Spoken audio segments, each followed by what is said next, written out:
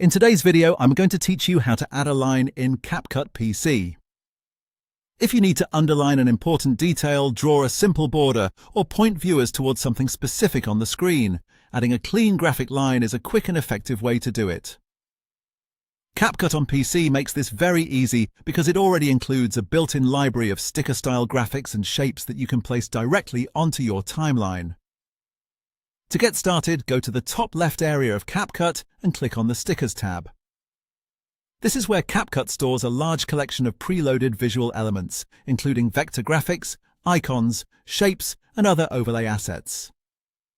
Opening this section gives you access to the built-in library you'll use to find your line.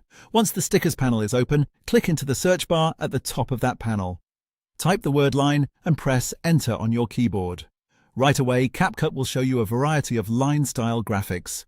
Depending on what's available, you may see simple, solid underlined strokes, glowing neon-style bars, and dotted divider designs. Take a moment to choose the one that best matches the style of your video. If your edit is clean and professional, a basic solid line usually works best. If your video is more modern or energetic, a brighter or more stylized line might fit better. When you find the design you want, click the blue plus icon on its thumbnail. That will place the line directly onto your timeline. Now go down to the timeline and make sure the new line layer is selected. Then look at the preview window in the center of the screen. You'll see bounding handles around the line graphic. Drag the side handles to stretch the line longer or compress it shorter, depending on the look you want.